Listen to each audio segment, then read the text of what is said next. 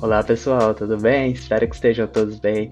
Bom, hoje vamos conversar sobre carreiras em QA e os primeiros passos. Depois de muitos vídeos falando sobre alguém que já tem experiência na área, eu vou dar as minhas dicas sobre os primeiros passos na área de qualidade, tudo aquilo que você precisa saber.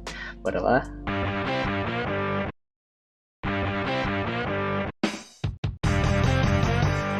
Pessoal, falar aqui um pouquinho sobre carreiras em QA e os primeiros passos, tudo aquilo que eu acho que é necessário para quem está entrando na área ou para quem está começando.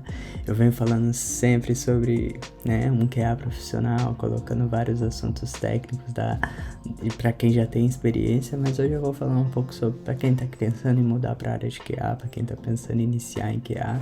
Então, bora lá, né? Eu acho que assim, um primeiro momento, os conceitos básicos e a imersão em teste é inicial. Ou seja, você olha para um aplicativo, você olha para uma página web e você começa a fazer simulações, você começa a entender, e se eu tirar o carrinho do produto? O produto do carrinho, se eu te der um close aqui, o que acontece? Ele sai do carrinho. Isso é um teste. E se eu atualizar as unidades desse produto que eu quero comprar, o número vai subir? É um outro teste. Tudo aquilo que você mexe, por exemplo, você entra no Instagram, o seu usuário é suposto de estar logado já, porque em algum momento você colocou suas credenciais, certo? Se não tá logado, aconteceu alguma coisa. Então, assim, quando você não tá logado no Instagram e você quer usar o aplicativo, o que você tem que fazer? Você tem que logar. Para você logar, você coloca, sei lá, o e-mail e o password e entra. Se você errar o seu password, tem uma mensagem de erro. Então, você começa a perceber que tudo aquilo que você faz é que deveria acontecer daquela maneira. Então, se você coloca um e-mail errado, você tem uma mensagem de erro. Se você coloca uma senha errada, você tem uma mensagem de erro. Você não consegue logar no Instagram se você não tiver as credenciais corretas para isso. Então, tudo aquilo que você começa a pensar sobre o que está acontecendo é um cenário de teste. Então, assim, você começa a ter o conceito básico de teste, você começa a ter a imersão de teste. Aí, você faz uma validação. Por exemplo, eu aprendi o que é um caminho feliz, um teste de Happy Path. Tá bom, e eu aprendi o que são os cenários negativos. Eu vou pegar uma aplicação aqui e vou testar. E você vai fazendo isso e aí você vai subindo. Você vai para uma metodologia de desenvolvimento de software.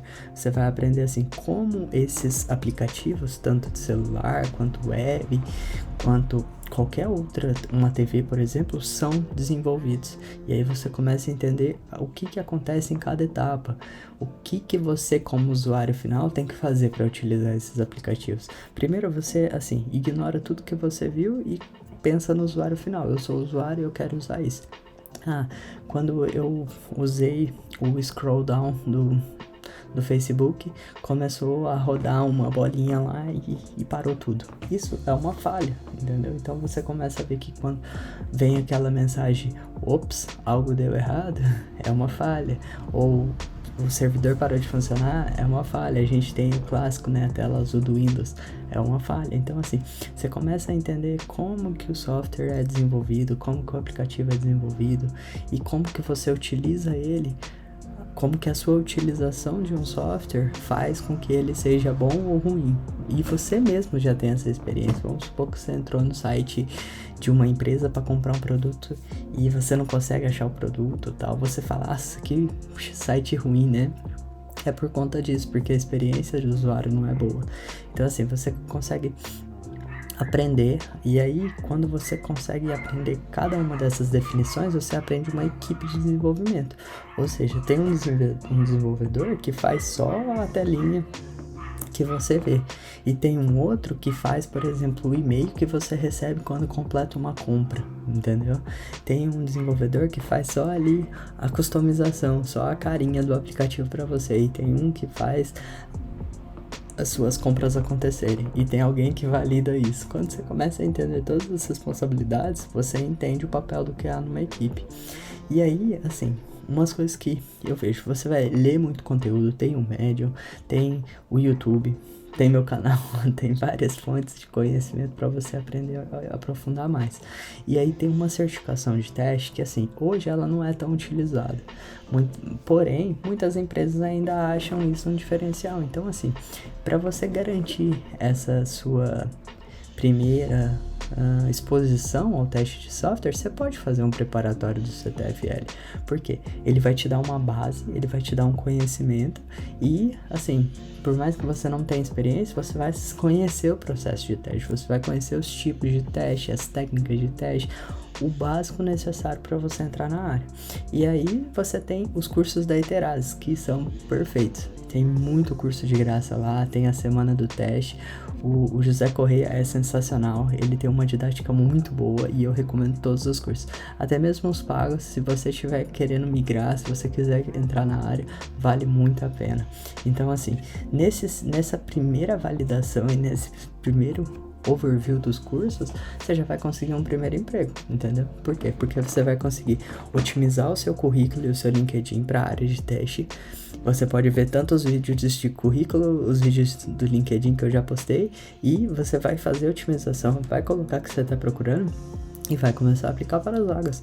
Então, assim, você vai conseguir, nesse momento, mudar um pouco o seu currículo secundário, por exemplo, se é de outra área, ou você já é de uma área da engenharia que não é relacionada à qualidade, e você vai migrar. Então, assim, tanto com o seu LinkedIn, um currículo voltado para QA, e a elaboração, né, de um currículo secundário da sua área com essa inicial experiência em que você vai conseguir um emprego. Isso é certo, eu já consegui emprego para, umas 20 pessoas ou 30 pessoas tá entrando na área, quanto começando do zero, quanto estagiário, quanto júnior, tudo. Então, assim, se você tem essa base, se você tem tudo isso, vale muito a pena, porque você vai conseguir o primeiro emprego. E aí, a partir disso, o que vai vir? O que vem depois do primeiro emprego? Eu peguei um texto essa semana em uma thread que eu vi no LinkedIn, mas falava assim, que in the current market situation, it's not enough to learn the basics. Even good knowledge of basic knowledge can't differentiate the candidate from 100 other candidates. So, more knowledge and skill you can get, the better. Of course, by getting the skills, I mean gaining theoretical and practical experience with the tools. Então, o que isso quer dizer? Que, sabendo o básico, isso não vai te diferenciar dos milhões de testers que tem por aí. Então, mesmo que você... Quanto mais skills você tiver, melhor vai ser. Por exemplo, você aprendeu tudo isso de teste manual. E aí você vai para os testes, ou você conseguiu sua primeira oportunidade. E aí você começa a estudar automação de teste automático, os frameworks para automação tanto de web, né, que é os sites, automação de mobile, que é aplicativo, automação de API, que é o back-end, você vai aprender o que é isso depois. Começa a ver Continuous Integration, Continuous Delivery, começa a ver as ferramentas, começa a se aprofundar. Então, assim, é uma área que continua sempre tendo muita visibilidade. Então, se você sabe o básico, ok, você vai conseguir emprego. Se você continuar aprendendo sempre, você vai conseguir melhores oportunidades. E aí eu coloquei aqui um ponto. Uma coisa muito interessante é você ter um acompanhamento de carreira. Você fazer, por exemplo, uma mentoria comigo, ou alguma parte de processo de evolução que a gente possa planejar junto, ou pegar algum profissional que seja mais sênior, que tenha muita experiência de mercado para te auxiliar depois em que trajetória você deve seguir. Isso é importantíssimo. Eu deixei de fazer isso e eu vejo que eu poderia ter ido muito mais além em menos tempo, mas graças a Deus hoje eu tô tranquilo, tô bem e posso ver que isso faz muita diferença. E o inglês, gente, se você tem um conhecimento básico em tudo aquilo que eu listei aqui em cima, mas se você tiver inglês, isso aumenta suas chances em 50%, 70% de qualquer posição. Sabendo o básico mais inglês, você não fica sem emprego, pode ter certeza. A área de teste é assim, e o inglês é essencial. Eu sugiro, se você quer começar em teste, já começa com isso daqui e mais o inglês. Tendo os dois, você nunca mais vai ficar desempregado na área, pode ter certeza, tá bom? Qualquer dúvida, qualquer comentário, se quiser dicas, se quiser instruções para mentoria, qualquer coisa também, deixa nos comentários, fala comigo e vamos conversar. Fechou? Tchau, tchau.